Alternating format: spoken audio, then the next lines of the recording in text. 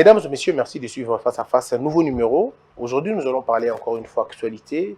Et l'actualité, vous la connaissez, c'est la CENI, le discours de Martin Fayulu, l'appel, la lettre ouverte au président de la République écrite par M. Katumbi. Je reçois Mme Odia Arlette, avocate, et aujourd'hui l'image de la société civile au féminin. Mme Arlette, comment allez-vous? Je vais bien. Merci de votre invitation et de l'attention de votre public. Très bien, c'est un honneur pour moi, très bien habillé, je dois le dire. Mais c'est bon, de toute façon, vous, c'est la classe toujours d'ailleurs. Alors, l'actualité, comment voyez-vous le silence de ce peuple face à ce que les opposants et certains membres de la société civile, vous y compris, vous qualifiez ça de dictature électorale ou des violations flagrantes de la loi? Mais qu'est-ce qui justifie ces silences alors? Pourquoi le peuple est silencieux, il est calme, il dit rien, il ne s'agite pas comme c'était à l'époque de Malonda? Ma question est bien orientée, je sais. Hein? Oui. Je pense qu'il n'est pas vrai de dire que le peuple est silencieux. Il faut plutôt dire que le peuple a changé peut-être la manière de s'exprimer. Et cela dépend de la manière également dont l'opposition est conduite. À l'époque, l'UDPS dans l'opposition, elle était assez agitée. Tu vois, quand ces militants allaient dans la rue, c'était déjà à l'idée de faire un affront avec la police. Souvenez-vous, à l'époque déjà de cette chanson, policier à civil, solo Bangate. Mais non, à ce jour, il y a une autre ou d'autres formations politiques qui conduisent l'opposition, qui orientent aussi les choses d'une certaine manière. C'est ainsi que, pour certains, ça on peut considérer comme étant un silence. Parce que là, vous dites qu'à l'UDPS, ils étaient agités. Ça veut dire quoi, agité? Et puis aujourd'hui, d'une certaine manière, ça veut dire quoi? Bon, agité déjà par rapport au président Etienne Tshisekedi déjà de lui-même, c'était quelqu'un, bon, on va pas dire d'agressif, mais on le connaissait vraiment pas du tout d'assez taciturne. Cet état de choses, pour lui, c'était une façon de sensibiliser le peuple. Il revenait toujours à dire que un peuple qui a passé plusieurs années des dictatures, pour lui, la gestion de Mobutu était une dictature, la gestion de Kabila père, une dictature. Il a quelquefois aussi assimilé celle de Joseph Kabila. Et dans ce contexte, il pensait qu'il fallait tout le temps réveiller le peuple pour qu'il comprenne qu'il est le souverain primaire. Et aujourd'hui, le peuple est assez réveillé pour que l'opposition ne le réveille pas de temps en temps. C'est ce que vous voulez dire. J'ai dit plutôt que l'opposition aujourd'hui semble orienter les choses d'une autre manière. Pourquoi je le dis? D'abord, on vient fraîchement d'une alternance et d'une passation civilisée de pouvoir au sommet de l'État. Ça veut dire que le peuple a encore une certaine confiance qu'il apporte au gouvernement et au régime en place. Même si on peut tous se rendre compte qu'au fur et à mesure, il y a un peu... ce délaissement-là. Oui, ce délaissement. On va même parler du désintéressement. Au début du mandat, les gens parlaient trop de politique. Maintenant, là, bon, politicien, moko. Tu les verras dans leurs affaires et tout ça. Ils ne s'adonnent plus tellement. Mais ça dépend aussi de la manière dont l'opposition est menée à ce jour. Le FCC, qui déjà est fortement représenté à l'Assemblée nationale, il a foi que l'ancien parti de l'opposition, qui aujourd'hui est au pouvoir, n'a pas besoin forcément que les gens meurent, que les gens soient dans la rue pour comprendre. Parce que c'est quoi en fait les manifestations publiques et pourquoi elles se font? C'est lorsqu'on a l'impression que le pouvoir n'est pas à l'écoute des revendications du peuple. Et il faut aller à la vitesse supérieure, qui est donc la pression et les manifestations publiques.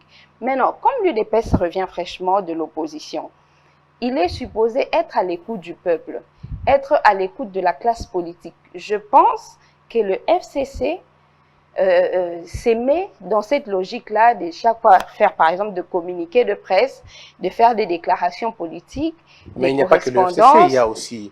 Il y a aussi la Mouka. Il y a aussi la Mouka, mais ce que je veux comprendre, à l'époque de Malonda, c'était tous les partis politiques, le peuple y compris, dans la rue, pour protester contre l'entérinement de M. Malonda. Mais aujourd'hui, Kadima a été entériné. La question est celle de savoir pourquoi le peuple n'est pas dans la rue. Pourquoi les partis politiques ne sont pas dans la rue. Est-ce qu'ils ont changé de méthode? Est-ce qu'ils ont vu que la méthode de la fois passée était inefficace? Est-ce que c'est cette méthode du silence qui est efficace? Qu'est-ce qui se passe exactement? La première chose, à mon sens, est qu'il y a une jurisprudence. Le président de la République s'était retrouvé face à un entérinement d'une CENI qui n'était portée, le président de la CENI qui n'était porté que par 6 confessions religieuses, qui d'ailleurs avait envoyé le procès verbal d'entérinement. On est pratiquement dans la même chose. Est-ce qu'il faut revenir sur la route, dans la rue, alors qu'on pense avoir un président de la République qui dispose de sa propre jurisprudence et qui pourrait l'appliquer sans forcément qu'on la lui rappelle? Ça, c'est une chose. La deuxième chose, c'est que la marche contre l'entérinement des Ronsard Malonda, il est vrai que c'était le peuple qui avait manifesté.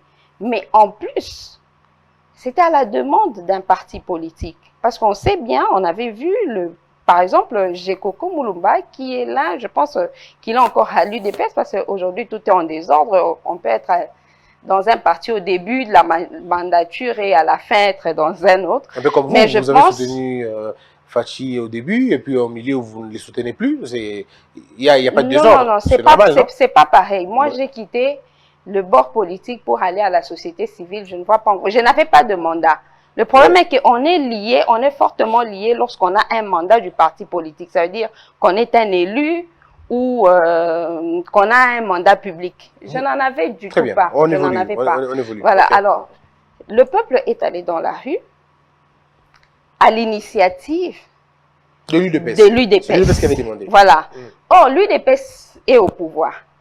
C'est déjà suffisant pour comprendre que l'UDPS ne portait pas Malonda. Et que, et le peuple en question. Voilà. L'UDPS, non, il ne faut pas parler du peuple. Quand vous parlez des élections, le peuple, dans son ensemble, constitue la société civile. Et quand on parle des élections, ça concerne essentiellement la classe politique. Et le peuple réagit. Oui, c'est la classe politique qui va aux élections. Surtout avec notre dernière loi électorale qui parle de seuil. Les sociétés civiles ou les indépendants ne vont plus aux élections. Quand vous voulez aller aux élections... Le peuple c'est même lui les garants de ces bonnes élections, de ces élections, je veux dire. Non, il n'est pas le garant des bonnes élections. C'est lui le souverain primaire, Si le peuple ne va pas aux élections, il n'y a pas élection. Aller aux élections et organiser les élections ou préparer l'organisation des élections, c'est deux choses différentes. Je parle d'aller aux élections. Oui. Aller aux élections, le peuple attend de voir les urnes pour aller exprimer, opérer son choix. Oui, mais on ne parle pas encore de cela. Ici, nous sommes dans la phase de préparation du scrutin. Or, cela, c'est essentiellement organisé par les parties prenantes aux élections. Oui. Non, les élections ne sont pas organisées par les parties prenantes. Les élections sont organisées par le gouvernement. Je parle d'organiser au sens large. Mais ce sont les parties prenantes qui, justement, on les appelle parties prenantes. Ce sont eux qui jouent le rôle moteur ou le rôle qu'il faut pour la tenue de bonnes élections.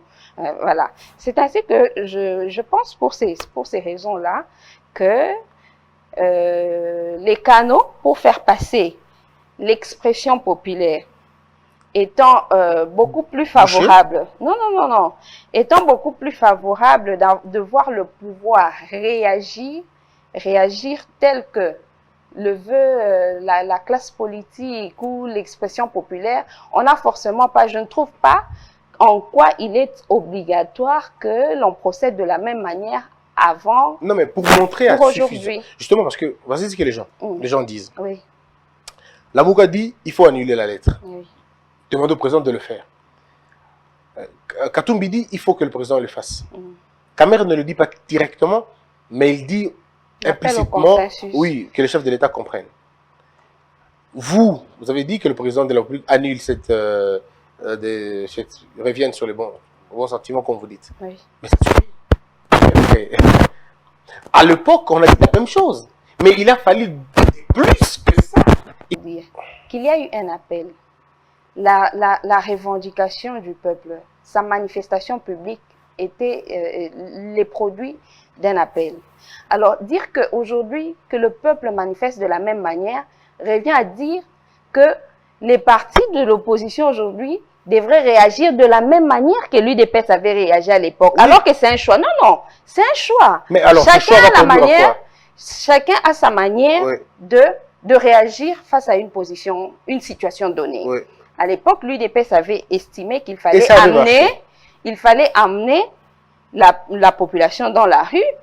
Le PPRD aujourd'hui, ou bien le FCC et la MOUCA estiment qu'ils peuvent tout simplement faire des déclarations publiques, mais c'est au président de voir de toutes les façons. Alors, supposons que le chef de l'État ne morde pas à la leçon. Il dit, on va aller, il n'y a pas un rapport de force. Le peuple n'est forcément pas derrière, parce que tout ce que le chef de l'État fait, selon lui-même, il dit, c'est le peuple, il est lié au peuple. Ce que le peuple ne veut pas, il ne le fera pas. Ce que le peuple veut, il le fera. Ou ce que le peuple, si le peuple se tait, alors lui, il va agir selon le bon sens. Alors, maintenant, supposons que le chef de l'État dise, ben, ce n'est pas assez pour arrêter la machine. Il n'y a pas de pression, il n'y a pas le peuple dans la rue. Bon, je veux garder la logique, on va aller jusqu'aux élections. Qu'est-ce qui va se passer?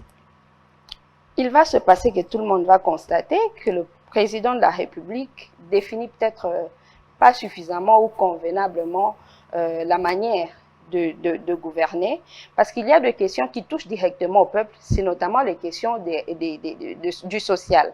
Il y a des questions qui sont gérées par la classe politique et les forces vives de la nation.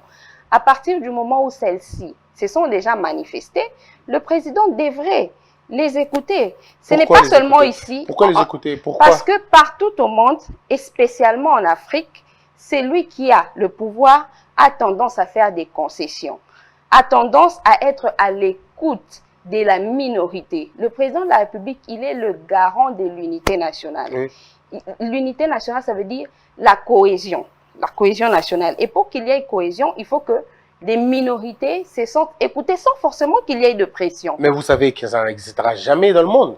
Il n'y a jamais un monde où la cohésion, elle est totale, elle est parfaite, ça n'existe pas. Il y aura toujours une frange de la population qui estimera que le président n'est pas de bon, n'est pas vraiment du goût démocratique, où il y aura toujours des gens qui estimeront qu'il y a une once de dictature quelque part. Et le président, en voulant satisfaire tout le monde, il va se rendre compte qu'il n'aura satisfait personne en réalité. Alors c'est à lui de faire le choix. Alors pourquoi j'ai dit que c'est le choix? Alors, parce que là vous dites que s'il fait le choix de ne pas désavouer Kadima, vous dites que les gens comprendront. Vous dites qu'on comprendra. Que, oui, qui quand vous dites le on, qui? Le on, c'est qui? J'ai bien dit qu'ici, nous parlons de l'organisation des élections, oui. N'est-ce pas? Et le parti prenant à l'organisation des élections, ce sont d'une part les partis politiques oui. et les forces vives de la nation qui, ensemble, constituent les parties prenantes au processus électoral. Ce sont eux qui sont concernés dans la démarche. Et presque dans la quasi-totalité, on fait un appel au président de la République pour revenir. Comment ça, dans la quasi-totalité? J'ai dit quasi. Non, comment ça? Il y a 500 partis politiques. Vous n'êtes qu'à peine 10. Non, mais dites-moi, citons-le. Vous les avez cités ici et c'est les plus représentatifs. Ah, maintenant on est dans le plus représentatif. Oui. On n'est plus dans la majorité, c'est maintenant dans le plus représentatif. C'est relatif. Qu'est-ce qui est relatif? On a 500 partis politiques. J'ai dit que et vous avez moins de 10 qui disent nous ne voulons pas aller aux élections. C'est mi-plein, mi-vide. Non, comment ça? Alors, prenons le terme qui vous convient. Oui. La majorité. J'évite le terme quasi-totalité, hein, pour vous mettre à l'aise. Non, pas pour vous mettre à l'aise, pour être vrai avec vous-même. Non. Il n'y a pas de vérité qui soit absolue. Non, il n'y a pas de vérité absolue voilà. Ici, il y a 500 partis politiques, oui ou non? Je n'ai pas fait d'enquête, peut-être que vous n'en avez pas fait non plus. Alors moi, je pense... Mais ce sont les statistiques nationales, officielles. Et moi, c'est pas moi qui le dis, c'est Kabila qui a dit qu'il a laissé le pays avec près de 500 partis politiques. Je ne remets pas en cause. Alors, essayez de comprendre ce que j'ai dit.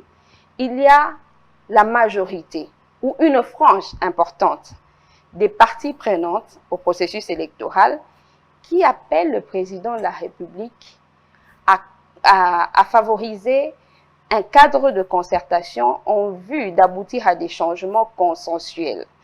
Mais c'est le président de la République qui sera le dernier à décider s'il y en a parmi ceux qui le conseillent qui vont lui demander de passer à la vitesse supérieure, de ne pas faire marche arrière, eh bien, on sera là pour tous observer.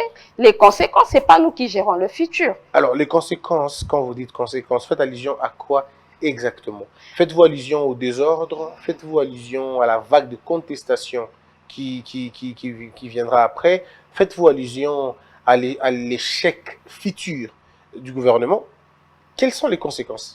Je ne suis pas politique pour dire avec toute la précision possible à quoi pourrait ressembler le futur, mais pour nous, en tant que société civile, nous qui voulons que la cohésion nationale soit resserrée, que le tissu social soit réparé, nous voulons absolument que le président de la République prenne la bonne part. Et la bonne part, c'est de comprendre que dans une démocratie, il faut, et il est important, je veux ne pas parler de il faut pour ne pas froisser certaines sensibilités. Il est important de faire des concessions, mais surtout lorsqu'il s'agit des questions de la loi. Vous savez bien qu'à l'Assemblée nationale, vous parlez d'entérinement, mais pour moi, il ne s'agit pas d'un entérinement. Je ne dirais pas pour moi, je dis pour nous.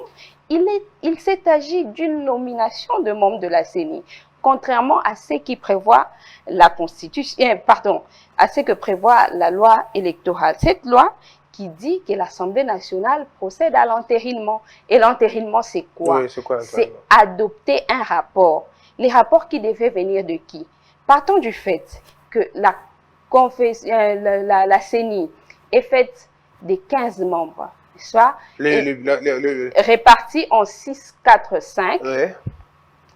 Il fallait alors que chaque composante, parce qu'elles ont été nommément citées, ouais, que chaque composante envoie son délégué et que l'Assemblée nationale procède à l'entérinement. Vous avez suivi, comme moi, le président de l'Assemblée, de la commission paritaire, d'ailleurs, il était reçu par vous, qui vous a dit qu'il a sérieusement travaillé, qu'il avait reçu 42 candidatures et sur lesquelles il a retenu 12. Ça veut dire que c'est la commission paritaire qui a procédé à des nominations. Parce que s'il devait s'agir d'un entérinement, oui, il ne pouvait avoir que 12 et 15 candidats et ils allaient les étudier. Au cas où l'un des 15 ne remplit pas les conditions, vous retournez le PV auprès de la composante qu'il a déléguée, on vous envoie un autre nom. C'est ça l'entérinement. Malheureusement, ce n'est pas de cette manière que les choses se sont passées. Je comprends rien. D'abord, vous dites que le pauvre Mbata, parce que c'est de lui que vous parlez, qu'il a, lui, travaillé. Il n'a pas travaillé, lui, seul, non. J'ai pris ces termes-là. C'était une commission. J'ai pris ces termes en tout cas. Non, mais... On pourra le resuivre. Non, c'était la commission. Il ne peut pas travailler seul, vous savez. Non, quand je parle de seul, ce n'est pas l'individu. Et même lui, quand il parlait de j'ai travaillé, moi, je ne voyais pas l'individu. Oui. Je vois la commission. La commission était composée et les membres de l'opposition et les membres du pouvoir. Non. Je ne suis pas encore à ce niveau. Mais je ne comprends pas. Alors, je suis au terme utilisé par le professeur Mbata. Il vous a dit ici, là où je me suis assise, qu'il a reçu 42 candidatures, qu'il a dû retenir sur les 42, 12. Je ne veux pas encore aller dans le détail. Parce que dans le détail, c'est encore beaucoup plus grave. Comment ça, à partir du moment... Non, on va arriver. Non, parce que moi, je ne comprends rien, en fait. Mais je suis en train de vous expliquer... Vous naviguez dans deux eaux que je ne comprends pas. On va faire simple. Très bien, allez-y. La loi électorale confie à l'Assemblée nationale la mission d'entériner... Vous parlez de la loi sur la CENI ou la loi électorale?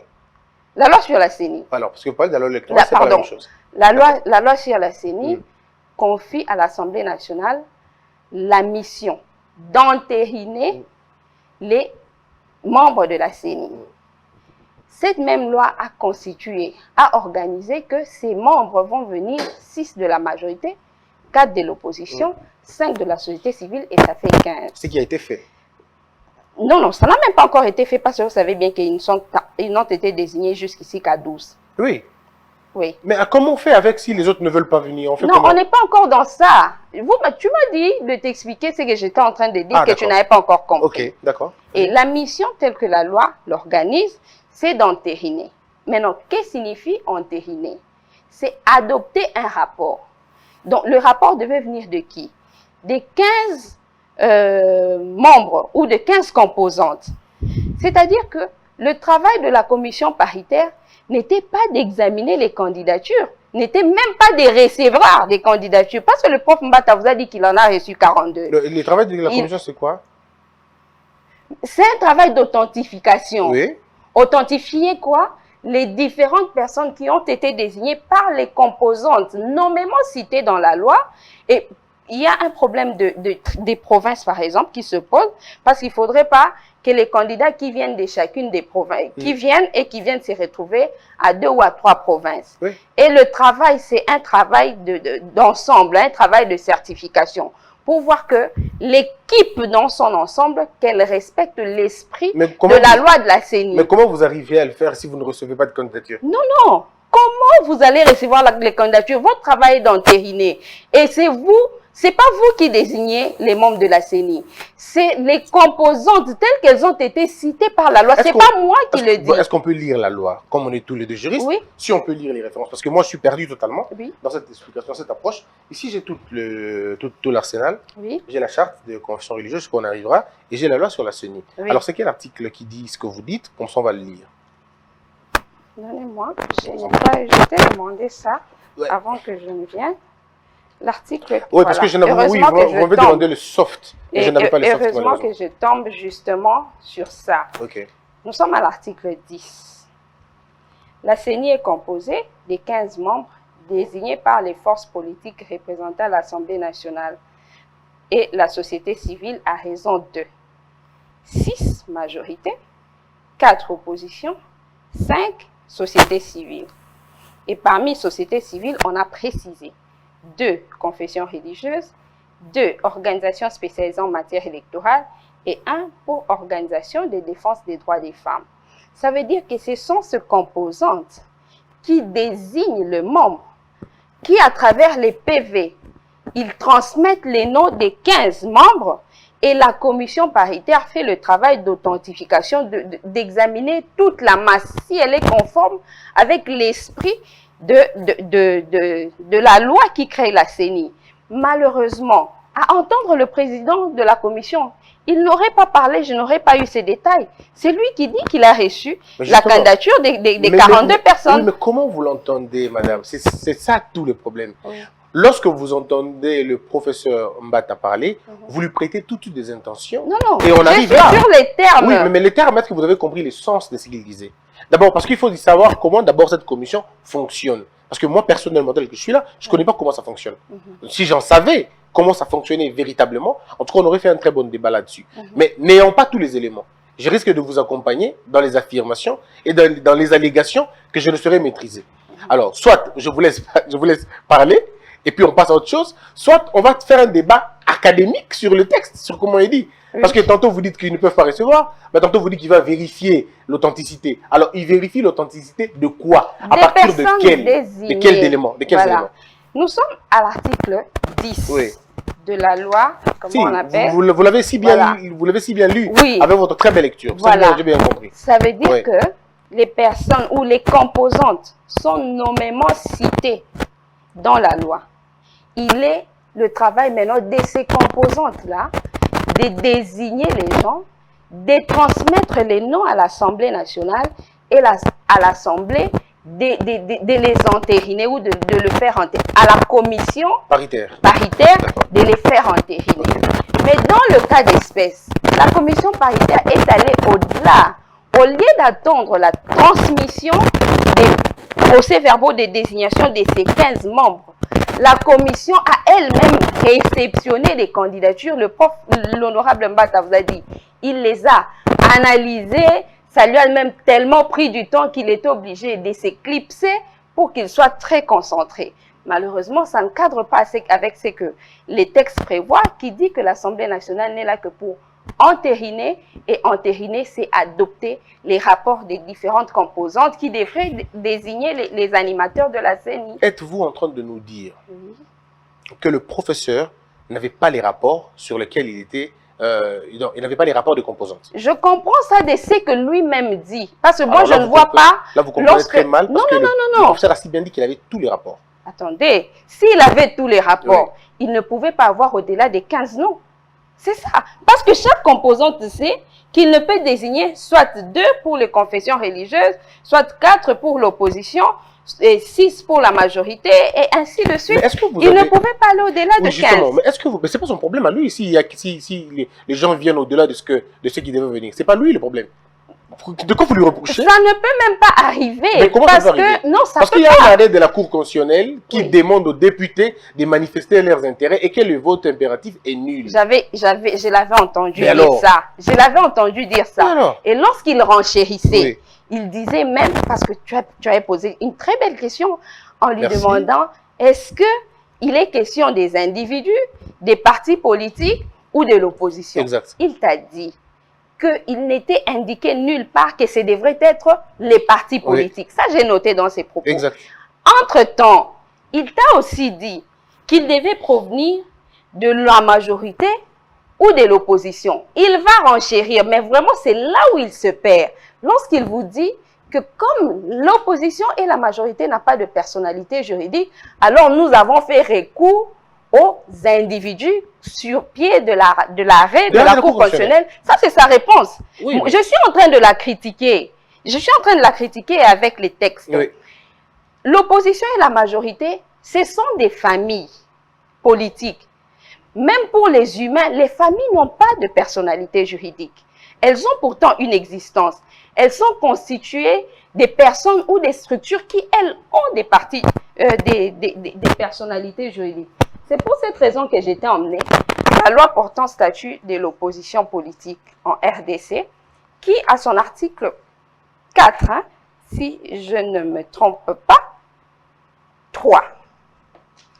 Les partis politiques et regroupements politiques de l'Assemblée nationale font une déclaration d'appartenance à la majorité ou à l'opposition politique. Ça veut dire que l'opposition est constituée d'un certain nombre de partis qui ont fait leur déclaration d'appartenance et la majorité également. Vous avez vu que la plénière était prévue vendredi. Pourquoi elle ne s'est pas tenue vendredi? C'est parce que la majorité devrait faire certains réglages, n'est-ce pas? Ils l'ont fait et ont convoqué une plénière le samedi.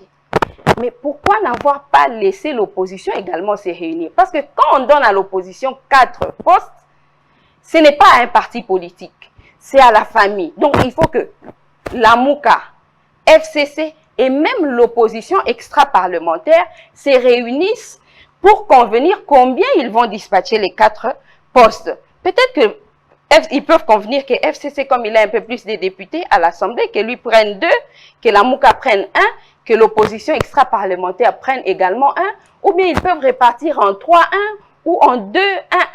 En tout cas, c'est aussi à l'opposition politique de s'organiser pour envoyer les leurs. Mais comment l'opposition extra-parlementaire va-t-elle envoyer un délégué alors qu'il n'a pas de délégué? Qu'est-ce que vous entendez par opposition extra-parlementaire? C'est toujours cette loi qui définit l'opposition dans notre pays.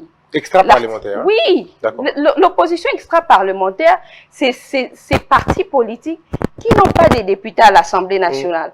À l'époque du président Joseph Kabila, il respectait l'opposition parlementaire. Mais à ce jour, l'opposition parlementaire, non seulement qu'elle n'est pas respectée, mais qu'elle n'est même pas considérée. Si Joseph Kabila ne respectait pas l'opposition extra-parlementaire, on ne serait jamais allé à la Cinco ni à la cité de l'OUA. Parce qu'à l'époque, souvenez-vous, l'UDPS n'avait pas de délégué. Bon, il n'avait pas accepté ses élus. Le président Tshisekedi avait même demandé qu'il ne siège pas. Pour ceux qui étaient là. Voilà. Oui. Ça veut dire qu'on pouvait, selon la logique et la philosophie du président de l'UDPS, considérer qu'il n'était pas un parti de l'opposition parlementaire. Il a été respecté à sa juste valeur.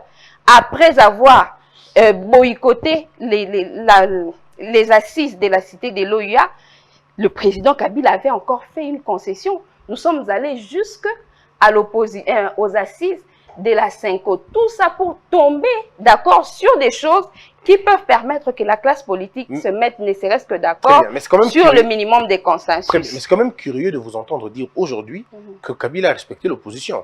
C'est quand même curieux de le savoir. Je parle des faits. Non, mais quel fait, madame? Vous parlez d'une opposition parlementaire. Moi, je vous parle d'une opposition un peu plus large.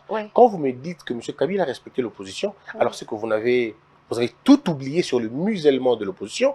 Vous avez oublié toutes les répressions de l'opposition. Vous avez ignoré le sang qui a coulé ici contre tous ces opposants qui disaient non à tel, non à tel. Vous avez donc oublié toutes les arrestations arbitraires, toutes ces choses. Vous avez tout ça oublié, tout simplement parce qu'il y a eu un dialogue de la Cinco. ou parce qu'il y a eu un dialogue de Saint-Suiti qui était dans le but de consolider le pouvoir de Kabila. Rien que dans ce but. À chaque fois que je viens sur ton plateau, j'ai dit à chaque débat sa tribune. On parle ici d'abord des questions électorales. Et je parle de la manière... Oui, justement. Je suis en train de parler du rôle de l'opposition extra-parlementaire dans l'organisation des élections, qui malheureusement a été totalement méconnue, alors que ça ne devrait pas être le cas. La destinée d'un pays, comme disait Etienne Tshisekedi, est entre les mains de sa classe politique.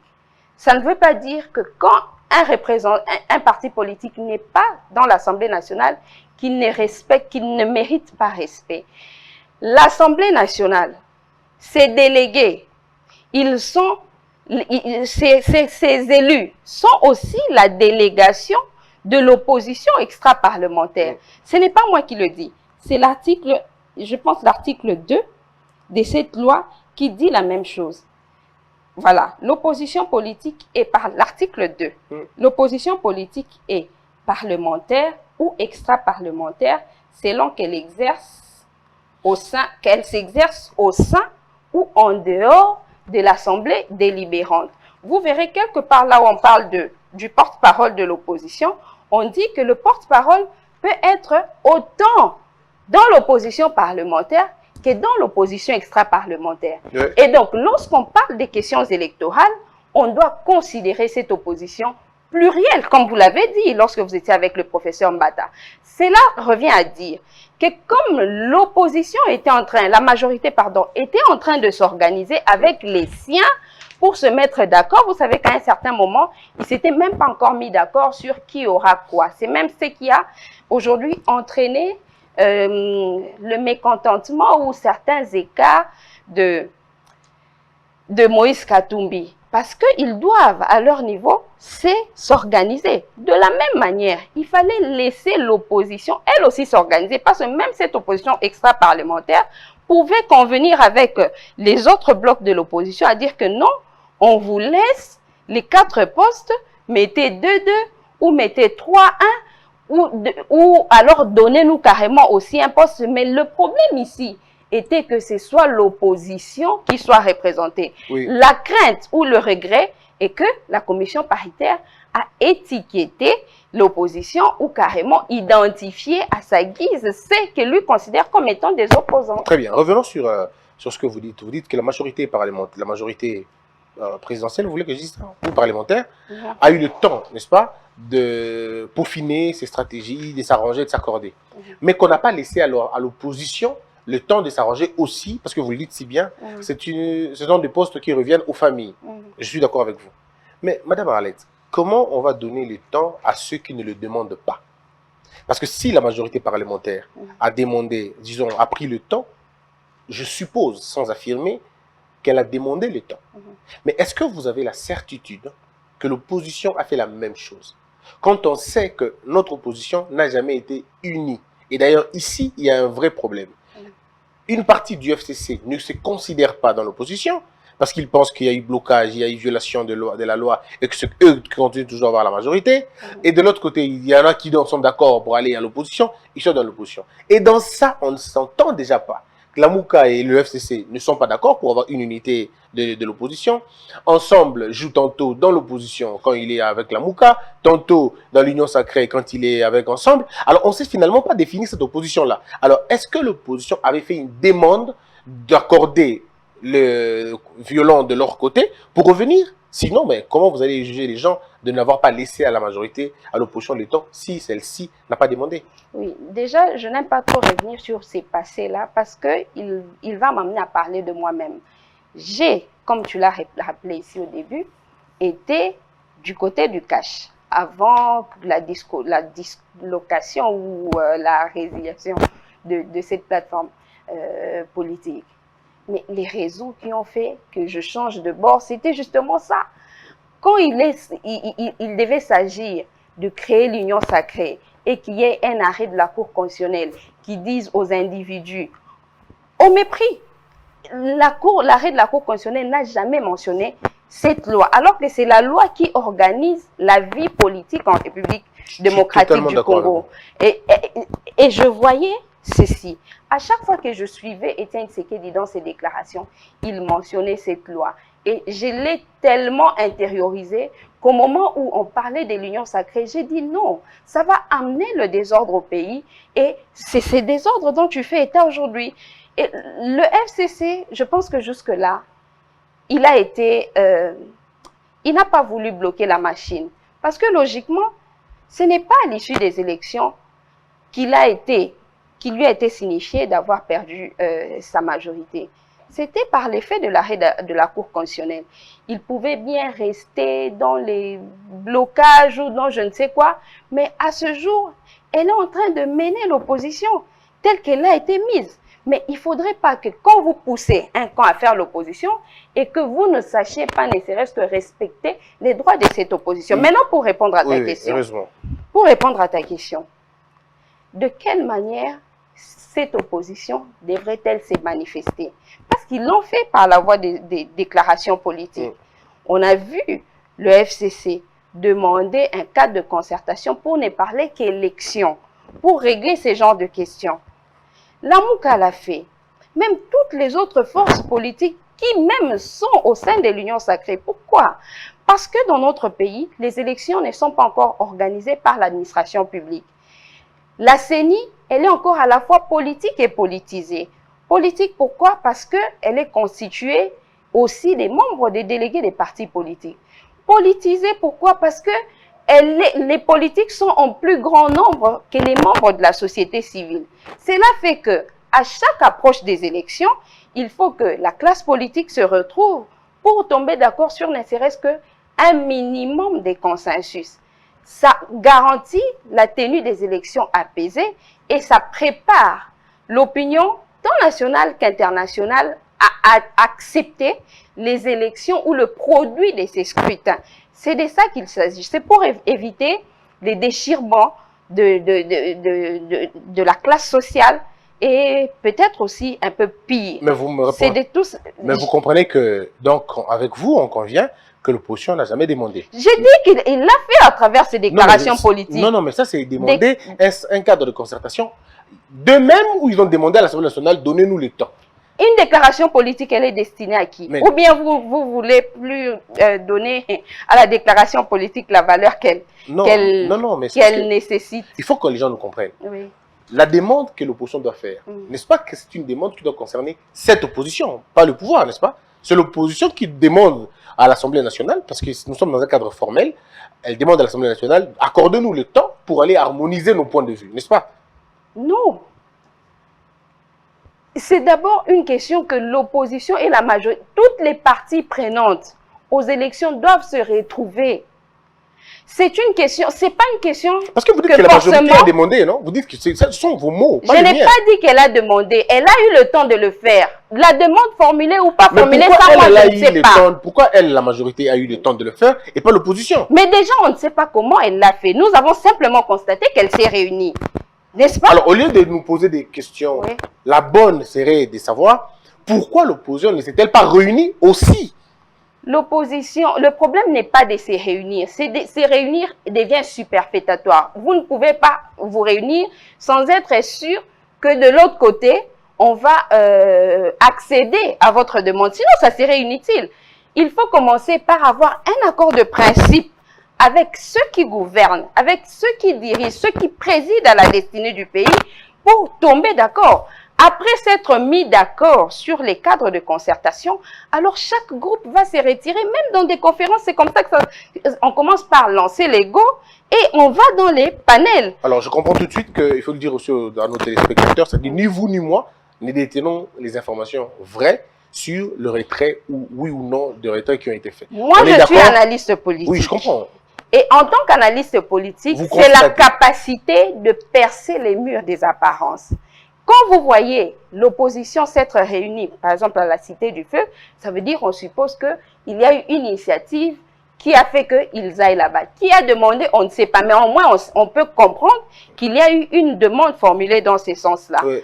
Et ça ne devrait pas se passer même de cette manière-là, parce que déjà ça c'est une injustice, contrairement à l'article 7, toujours de cette loi, qui dit que l'opposition doit jouir des mêmes droits expressis verbis, les partis politiques et regroupements politiques membres de l'opposition jouissent des mêmes droits et sont assujettis aux mêmes devoirs que la majorité. Donc, ici, il était question d'abord que soit convoqué un cadre de concertation et chaque groupe se retire pour faire son travail et on allait tomber sur la transmission des 15 membres seulement au lieu des 42. Mais madame, vous savez, vous, au moins vous savez, cette loi que vous tenez a toujours eu du mal à s'appliquer parce que l'opposition ne s'est déjà jamais réunie. Et ici, vous ne pouvez sortir cette loi que lorsqu'il y a une organisation de l'opposition extra-parlementaire et parlementaire, je veux dire, je ne sais pas si je dois dire de droit, mais au moins de façon formelle. Mais est-ce que vous mais savez... nous ne sommes pas encore dans ce cas-là. Donc cette loi que vous amenez ne peut pas être appliquée. Elle va être appliquée pour qui? Est-ce que vous savez que la responsabilité d'organiser l'opposition relève du pouvoir? Oui, mais justement... C'est ça. Non, non, non. Alors, oui. Non, madame. Je vous dis. Non, non, pas du tout. Vous avez la loi, heureusement, vous allez lire, vous ne trouverez pas ce que vous dites des façons textuelles comme ça. Je vous le dis. Je vous le dis. Non, non. Il y a plusieurs articles. Si je me mets à commencer à chercher, on va peut-être perdre le temps. Non, parce qu'il y en a pas. Mais même le président... Non, non. Il y en a. Et le président de la République, dans son premier discours sur l'état de la nation, il l'avait même mentionné, à dire qu'il va s'appliquer pour qu'il ait un interlocuteur, pour qu'il ait un contradicteur, pour qu'il organise l'opposition. Organiser l'opposition, ce n'est pas l'infiltrer ou quoi. Non, on met un cadre, madame. Mais on vous donne un cadre. Mais le cadre, l'excellent cadre, c'est l'Assemblée nationale. Non, non, non, non, non, non. Non, non. Ça, c'est une erreur d'appréciation. L'Assemblée nationale, c'est une représentation, pas seulement du peuple comme souverain primaire, mais aussi de la classe politique. Mais justement, madame. Oui. Mais on dit la même chose. Mais les décisions ne se prennent pas par des délégués au moment où les délégants sont là. Les questions politiques, elles ne se gèrent pas au sein de l'Assemblée nationale. Les questions politiques se gèrent en dehors de l'Assemblée nationale et se font appliquer au sein de l'Assemblée nationale. Mais ça se gère où, ces questions politiques? En dehors de l'Assemblée nationale. Dans la rue?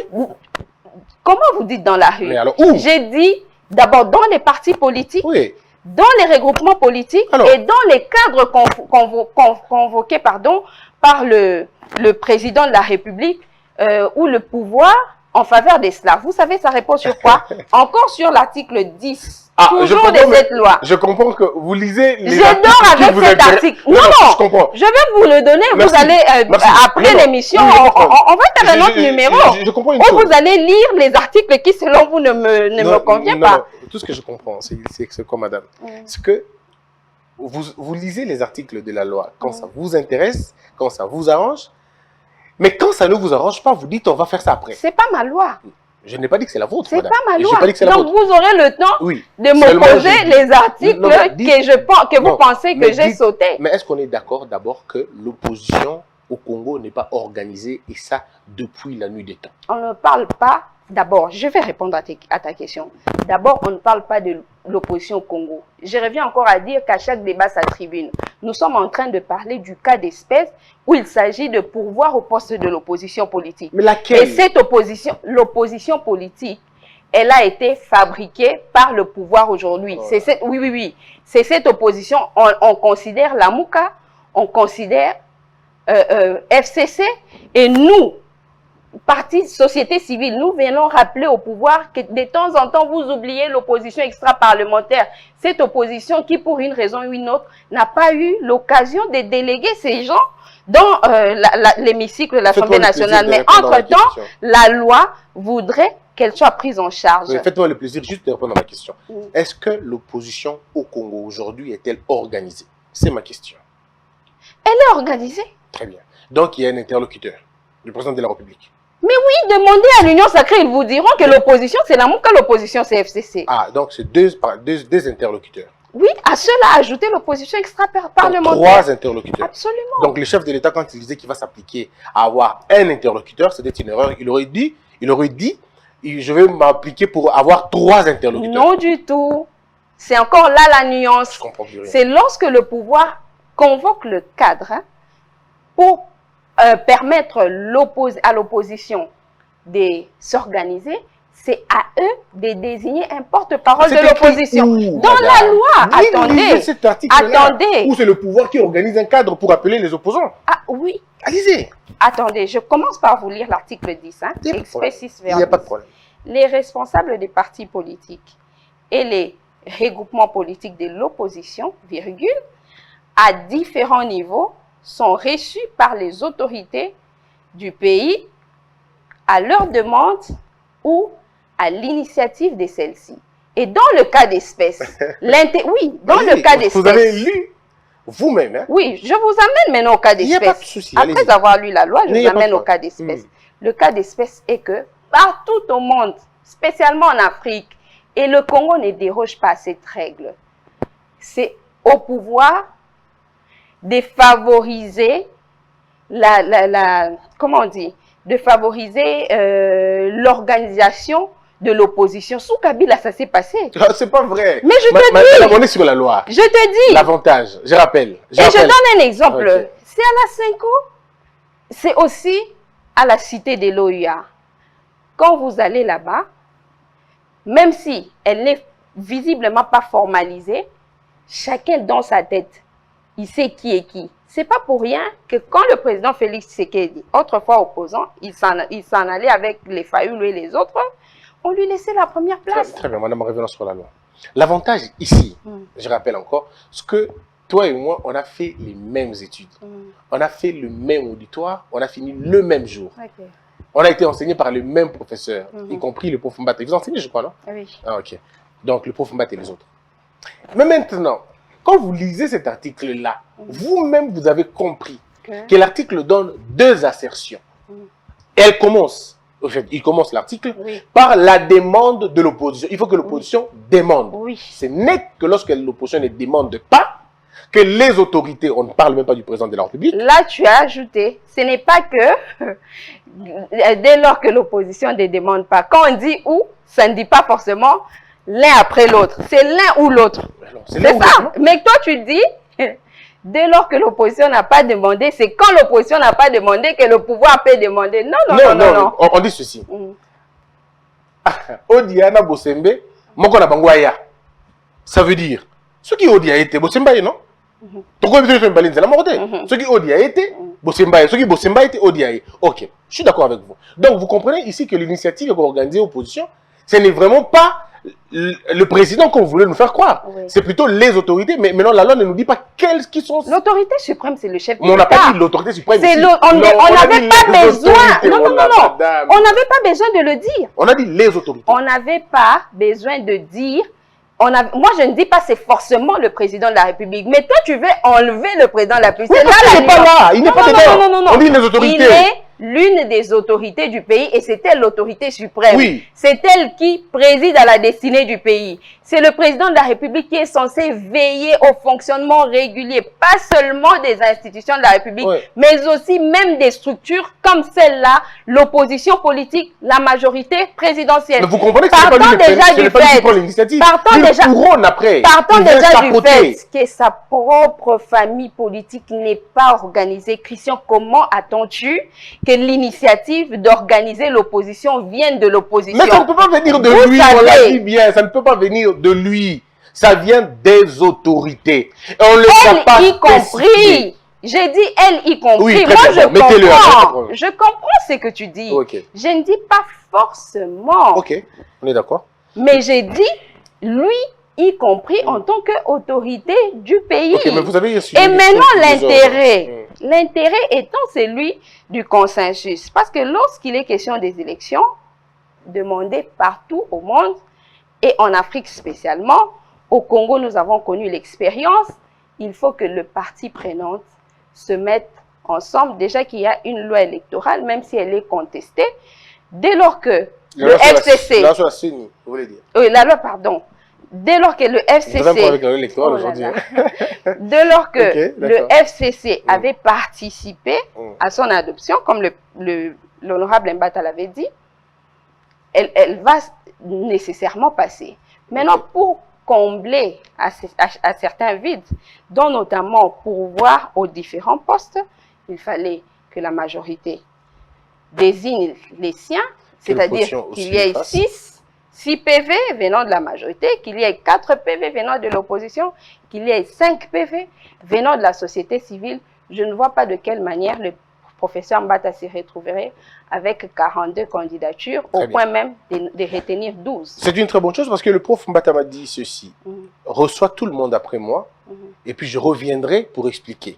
Je prends votre question qui, à mon avis, est très importante. Votre observation est très importante et je la poserai au professeur Mbata. Comment avez-vous fait pour avoir 42 candidatures? Oui, alors qu'on n'attendait que 15. On attendait que 15. Le prof Mbata nous répondra à cette question. Et partant de cela, je considère que l'Assemblée a plutôt nommé et n'a pas entériné. Très bien. Juste à cause de ça, vous pensez que l'Assemblée a nommé et n'a pas entériné. Parce que vous définissez, et vous le définissez bien d'ailleurs, vous définissez l'entérinement comme l'adoption d'un rapport. Et ces rapports doivent venir des composantes. Voilà. Donc, ça ne doit pas être un travail de l'Assemblée nationale, encore moins d'une commission paritaire. Justement. Très bien. Donc, le prof Mbata aura cette question-là.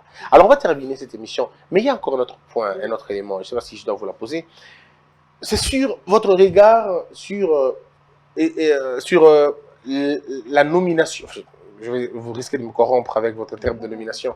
Sur la désignation de Monsieur Kadima, que moi j'appelle Yakadi, Yakadi dans cette affaire. Alors, est-ce que vous pensez comme Katumbi, comme les autres, comme Fayoulou, comme l'Église catholique et les CC qui demandent au président de la République de ne pas prendre de ne pas investir Yakadi? Vous, que pensez-vous aussi? Quelles sont vos raisons maintenant? Quel est votre argumentaire qui prouve que Yakadi a été mal placé là-bas? Le premier, c'est celui dont on venait de parler. Le second, c'est qu'avant, je vais terminer avec Kadima, mais partons déjà d'autres membres, parce que le problème se pose aussi à ce niveau. La loi voudrait qu'il n'y ait pas de répétition de province. Entre-temps, il y a eu des dénonciations de certaines forces politiques, notamment la société civile. Il y a Madame Joséphine Kapinga, présentée comme étant de la province de Olomami. Alors que son challenger, qui elle était de Kindu, Tatiana Nguya, savait que sur ce point, elle gagnait sa challenger, Joséphine Kapinga. Elle s'attendait à se voir dans l'entérinement, mais subitement, on voit Joséphine Kapinga qui sort comme étant de l'Omami, contrairement aux éléments à sa disposition. On va encore avec l'honorable Nseya. C'est un peu la même chose. On a suivi le Haut-Katanga représenté par une structure appelée Saint-Pierre qui estime et avance certains arguments à dire qu'elle est plutôt du Kasaï et non du Olomami. L'honorable Moïse dit tout. On dit qu'il est de l'opposition. C'est là que j'ai apporté la nuance de dire que la loi voudrait que ce soit l'opposition, c'est-à-dire les franges de l'opposition qui envoient les délégués et non les députés opposants. Or, ici, on a fait le choix. J'ai pratiquement vu le professeur Mbata faire l'avocat de Moïse. Vous vous rappelez qu'il a été voté 3 fois. Il est un des meilleurs. Faire son avocat. Non, mais il n'a pas menti, non? Quand on a été non, trois fois. Ça, c'est pas mon problème. Mon problème, oui. Mon problème, c'est vraiment de respecter la loi telle qu'il le faut. J'ai même suivi le professeur Mbata dire que les députés, ils ne sont pas les employés de leur... Justement, c'est à cause de cet arrêt de la Cour constitutionnelle. Oui, mais ce n'est pas normal, Christian. Quand on fait la politique, ça veut dire qu'on a des ambitions propres et on a les ambitions du groupe. On suit un mentor. Moi, si je suis dans un parti politique, je serais fière, mais très fière d'avoir une autorité morale. Parce qu'on travaille pour que celle-là, pour l'équipe. Le travail en politique, c'est un travail d'équipe. Et chaque équipe a un capitaine ou a un entraîneur. Quand celui-là réussit, c'est l'équipe qui réussit. C'est comme ça le jeu en politique. Mais aujourd'hui, avec l'arrêt de la Cour constitutionnelle, la politique s'est transformée en des jeux solitaires. Ce n'est plus comme le football, le basket et tout, ça devient comme le tennis ou boxe ou je ne sais quoi. Vous pensez que l'arrêt consacre même la transhumance et même la désobéissance parce que du moment où un député sait qu'il n'est plus lié à son parti. Il ne va même pas cotiser au parti, il va faire ce qu'il pense. Parce qu'il sait que si le parti le révoque, il garde le mandat. Oui. Et c'est vrai, moi je le dis, l'arrêt était totalement controversé parce qu'on n'aurait pas dû, parce qu'aujourd'hui on le fait. Mais qui ne nous dit pas que demain... C'est gentil de dire qu'il est controversé, Ouais. mais il faut plutôt dire qu'il est anticonstitutionnel. Parce que la Constitution organise la séparation du pouvoir. Il ne revient pas au pouvoir judiciaire de venir dire au pouvoir législatif ou exécutif ce qu'il doit faire. Bon, c'est un peu comme s'il a mis en place un autre règlement intérieur. C'est ça le problème. Anticonstitutionnel, je ne dirais pas comme ça, mais controversé, je crois que c'est à la limite en tout cas. J'ai aussi suivi Oui. le débat sur... j'étais même suivi. On racontait des histoires par rapport à la des commission. histoires. Bon, moi, je considère ça comme étant des D'accord. histoires. La commission paritaire. Mais on va revenir sur Kadima. Voilà, Nous sommes encore dans de tout petits détails. Le dernier détail. Alors, allons-y pour Le terminer. dernier Prenons détail. Kadima directement parce qu'on va terminer. Oui, par rapport à l'article 53, alinéa 6, pour vous, c'est une commission spécifique qui n'est pas Vous une voulez qu'on parle commission d'abord de ça ou qu'on parle d'abord de paritaire. Kadima? Non, on parle d'abord de ça. Parce Très que bien. les Kadima, on va directement entrer dans les confessions Oui, parce qu'on religieuses. qu'on a fini. Oui, nous sommes en train d'aller rapidement, D'accord. seulement si tu ne m'interromps pas. Ok, bon, alors. Ou tu ne fais pas trop de questions de relance. Ok, alors je me Alors. tais. Allez-y. Moi, j'ai longtemps parlé de ça. Je fais 30 minutes. Je vous laisse le temps de parler.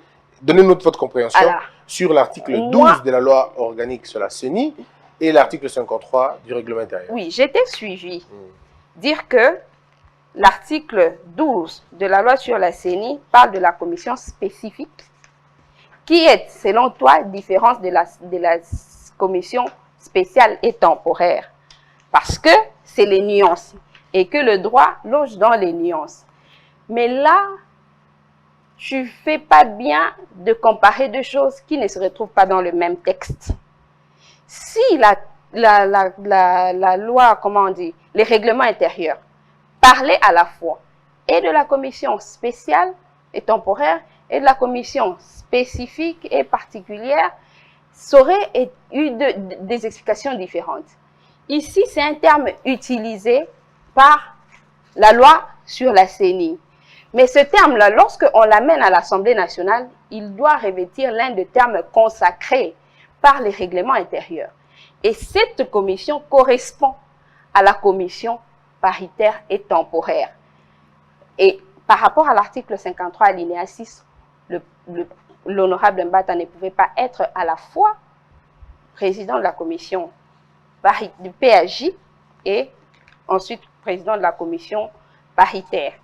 Maintenant, on va aller à la question de Denis Kadima. Je ne vous ai pas interrompu, vous voyez? Oui, mais parce que je vous ai suivi et tu devrais aussi me suivre. Il n'y a pas de problème. Voilà. Je vous ai suivi, pas de problème. Alors, Allez-y, pour ok. revenir à Kadima, moi, j'ai toujours eu le problème de dire que la notion des qualités, elle est très importante.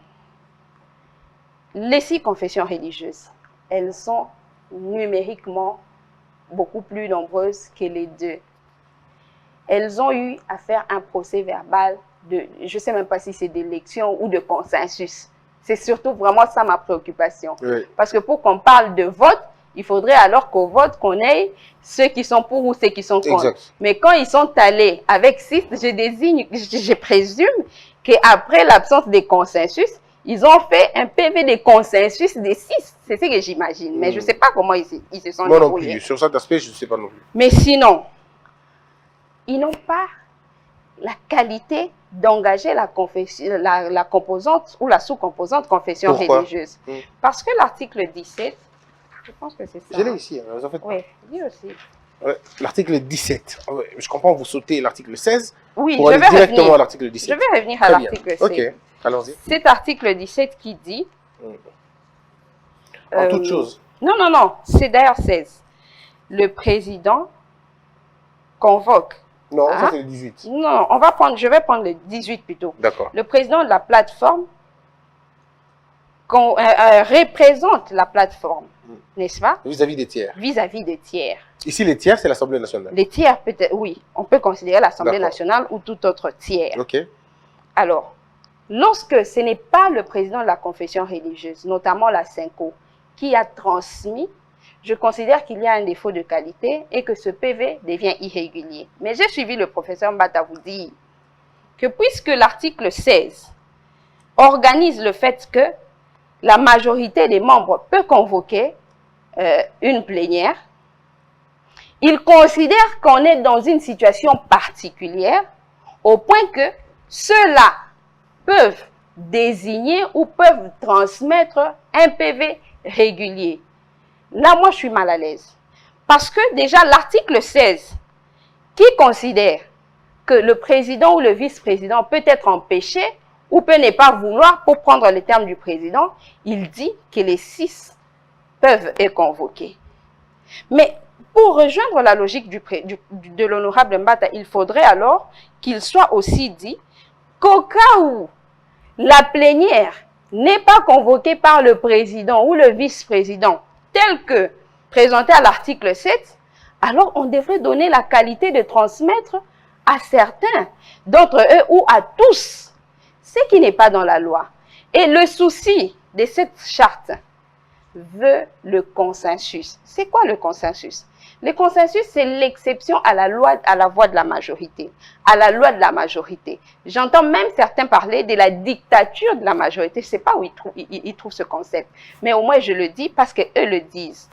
Le consensus, c'est le mécanisme par lequel une minorité fait une proposition et la fait adopter à la grande majorité.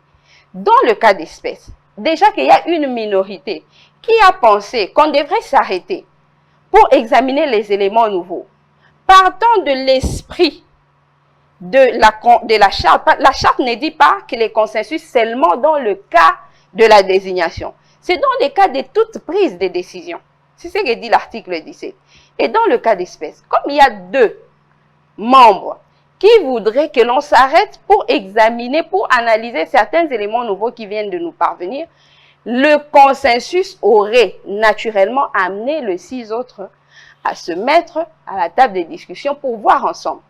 Surtout après qu'il y ait été signé un procès verbal de non-consensus, je ne vois pas de quelle manière un PV signé par 6 devrait remplacer un PV signé par 8 et le 8 sont le tous qui constitue une composante. C'est ça, toutes les irrégularités qui a conduit, n'est-ce pas, qui nous pousse, nous, et plusieurs autres, à considérer que c'est une désignation irrégulière. Très bien. Et par conséquent, pour plusieurs autres raisons, ainsi que celle-là, le président ne peut pas cautionner telle irrégularité. Alors, j'ai tellement parlé de ça qu'à un moment donné, je suis fatigué de revenir sur la question. Mais c'est quand même bien de te le dire, de te faire remarquer que l'article 16... L'article 18, pardon, est lié par l'article 16. En ce sens que l'alinéa 2 de l'article 16, on parle des réunions de la plateforme de la plénière qui sont convoquées par le président. Ici, je voudrais qu'on s'entende d'abord du fait que le président d'une plateforme, ce n'est pas un homme, c'est plutôt un corps. D'accord? Oui. Au moins, on est d'accord sur la question. Alors, donc, ce qui fait que le processus du remplacement de celui qui peut être considéré comme président est très facile et même organisé. On dit que s'il n'est pas là, et je suis bien d'accord quand vous dites qu'il peut refuser. Ce que j'ai fait comprendre à un juriste, il a refusé. Il dit non, ce n'est pas écrit comme ça, donc ok. Et heureusement que vous comprenez, vous avez une vision assez large. Donc, s'il refuse de convoquer, le vice-président peut le faire. Et si le vice-président est dans une situation semblable au premier, c'est-à-dire de ne pas le faire, les autres peuvent le faire. Alors, madame, dites-moi, si les 6 peuvent convoquer une plénière, mais c'est pour avoir des choses à dire, non? C'est pour un travail quelconque. Alors, qui va signer à la place de ces 6? Parce que les 2 ont manifesté leur mauvaise volonté, ils disent ils ne seront pas là, ou ils n'ont pas convoqué, ou ils sont absents. Alors, prenons dans l'hypothèse plutôt de refus. Les 6 vont faire quel travail? C'est en ça que moi j'ai dit, comme les 6 ont fait le travail, ils vont venir ici, au niveau de 18. Alors, au niveau de le président de la plateforme, ça ne sera plus les CC, non plus la 5O, ou même encore celui qui a refusé, mais plutôt les 6 qui ont représenté ce mouvement-là. Alors, ce sont ces 6-là qui vont représenter la plateforme vis-à-vis des tiers, parce qu'ils jouent le rôle du président et peuvent saisir valablement l'Assemblée nationale. Voici mon raisonnement. J'ai compris la nuance que tu apportes entre être le président de des confessions religieuses et le président de séance.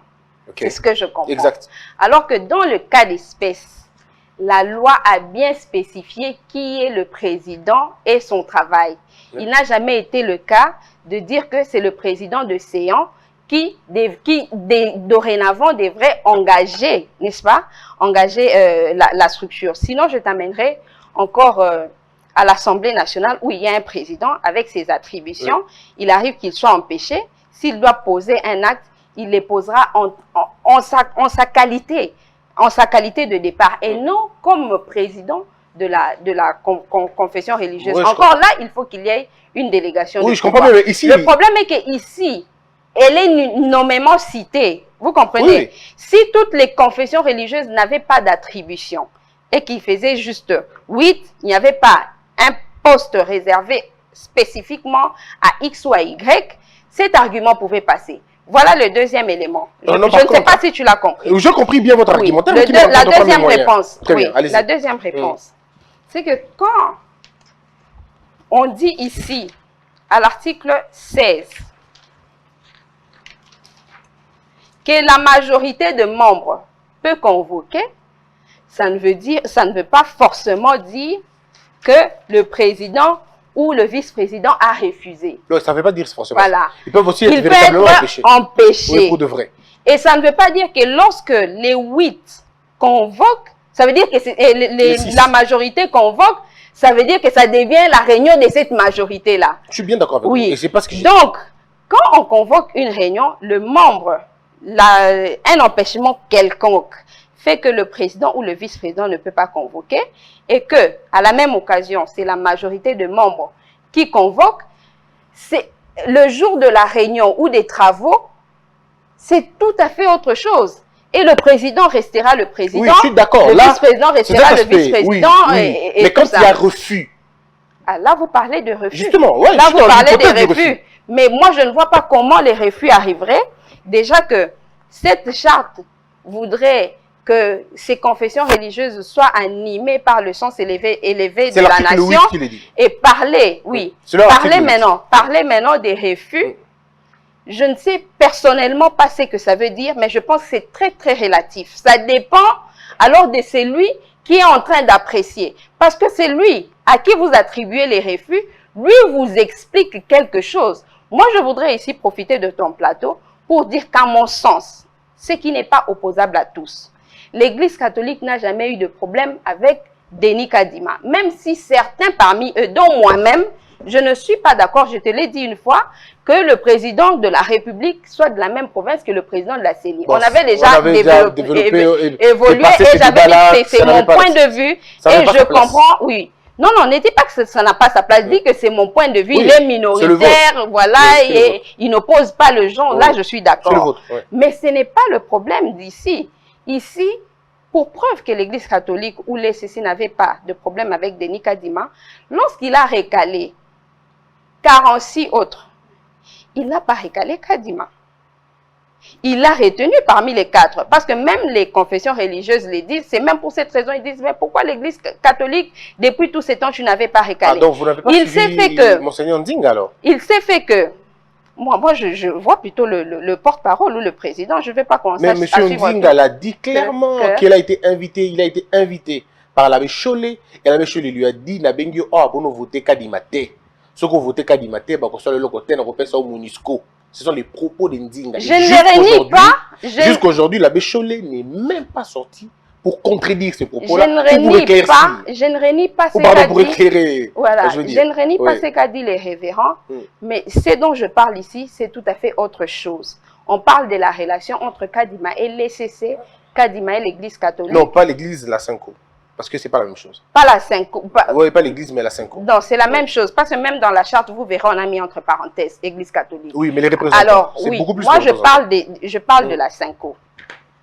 Et la Cinco dit n'avoir pas de problème avec Kadima. L'ECC également. Moi, je pense que cela est vrai. Ça n'engage que moi. Oui, ça n'engage que moi. Parce que moi, je n'y crois pas du tout. On regarde des éléments que j'ai et que tout le monde a entendu, que la nation tout entière a entendu. Tu diras ça dans Critique Info. Ah, ici, je te laisse parler. Ok. Moi, je te dis, ça ne me convainc pas. Pourquoi? Parce que justement, il a été retenu jusqu'au 4e. Et que si ces éléments dits nouveaux n'avaient pas intervenu, peut-être qu'on serait déjà à la désignation. Qu'est-ce qu'on reproche à Kadima, à Yakadi? On lui reproche quoi? Personnellement. Il reproche quoi à Yakadi? Ils vous ont dit ça plusieurs fois. Parce qu'il est de l'appartenance du président. Qu'ils ont des éléments. Ils ne disent pas que forcément il y a un rapprochement. Mais aujourd'hui, on peut de plus en plus le dire parce qu'à voir de la manière dont le camp du président de la République a tellement festoyé. On a vu des députés danser, jubiler dans la salle. Je ne sais pas s'ils ont jubilé pour Yakadi. Ça, moi, je j'ai comme sais pas. l'impression qu'ils ont jubilé pour le début des jeux maintenant. Ça, moi, je ne sais pas. En tout cas, après avoir jubilé, il faut laisser le choix aux gens d'apprécier. Parce que le prof Mbata, qui est président de la commission, il a si bien dit. J'ai écrit à M. Chollet, apporte-nous les preuves en question. Mais Chollet a répondu il a répondu au président de l'Assemblée pour dire que la commission paritaire ne pouvait pas engager l'Assemblée nationale. Oh là là. Il l'a dit. Si ça ne vous convainc pas, mais au moins c'est ça sa réponse. Mais pourquoi il n'a pas apporté ça, ne serait-ce qu'à l'Assemblée nationale? Il a déjà dit que ce sont des éléments qui impliquent le chef de l'État, à tort ou à raison, et il voudrait en réserver la primeur. C'est son explication. Le chef de l'État, son bureau est ouvert. Le chef de l'État l'a dit lors d'une émission. Il attend jusqu'aujourd'hui les preuves en question. Mais attendez. C'est jamais venu. Attendez, est-ce qu'on parle du président de la République? Vous allez débarquer comme ça au bureau du président de la République et attendre qu'il vous reçoive. Mais formulez la demande, madame. Il a formulé la demande. À la télé? Donc on peut adresser au chef de l'État la demande à la télévision. Le président de la République a été saisi par une correspondance. On va la retrouver. Je ne l'ai pas emmené ici.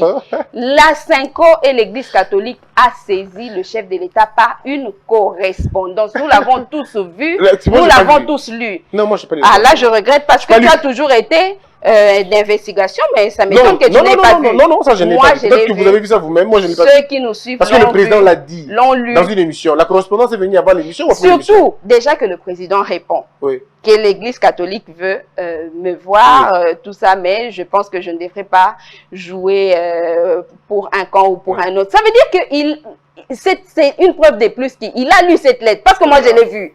Je l'ai vue. On ne va pas discuter sur quelque chose qui existe. Non, mais ce qui existe, c'est quoi, en fait? Ça, il existe que... Ah, donc, je comprends bien. Voilà, maintenant, je comprends. Ça veut dire que M. Chollet, le preuve, il ne le donnera qu'au président de la République. Parce que ce sont des éléments qui impliquent cette haute personnalité du pays. J'imagine que si c'était des éléments qui impliqueraient, par exemple, Chadahi, ou qui impliqueraient Fayoulou, j'imagine qu'il aurait demandé aussi de rencontrer ces personnalités. Il faut voir aussi cet aspect de choses. Oui, mais... Ne pas seulement voir les rapports entre chefs de l'État et confessions religieuses. Non, il y a des éléments qui nous sont parvenus, qui disent que Christian a fait tel acte. Moi, en tant que ton ami, je peux ne pas forcément vouloir parler de ce problème à Ono ou à Hervé. J'ai dit non. Comme c'est quelqu'un avec qui je peux parler et vérifier, il m'a même confié une certaine mission. On veut vous donner la primeur des éléments. C'est la moindre des choses que l'on puisse leur accorder. Merci beaucoup, très chère Madame Odia. Est-ce qu'on va se lever pour terminer cette émission? Je suis très content de te recevoir aujourd'hui et de participer à ce débat. Merci. Je crois que j'aurai le même plaisir. Le temps qu'on évolue un peu avec les choses, qu'on évolue avec les sujets, peut-être qu'on aura d'autres éléments et qu'on reviendra pour continuer le débat. Merci. Dans tous les cas, moi, quand j'ai des observations, je te les ferai parvenir. Comme le prof Mbata dit, être disposé à répondre à toutes les préoccupations, vous me ferez le plaisir de les lui faire parvenir. Il n'y a pas de problème. Ça, je le ferai. Je crois que le prof Mbata, qui est à présent au Niger, en train de participer à une conférence de constitutionnalistes avec notre doyen de la faculté, le professeur Isambo. Ils sont ensemble en train de participer. Mais je pense aujourd'hui que votre public sera clément avec moi. Mais dans tous les cas, je comprends. Quand on se lance dans un combat comme celui-ci, les injures et l'invective, c'est aussi le prix à payer. Si moi, je devais compter les nombres de fois où on insulte, je te jure, je ne ferai pas l'émission. Donc ça arrive à tout le monde a sa petite dose de Kadioucha, et ça arrive toujours. Ça. Merci mesdames et messieurs, on se retrouve très prochainement, que la peur quitte nos esprits et que Dieu bénisse les RDC. Debout Congolais, unis par le sang, unis dans le fort pour l'indépendance.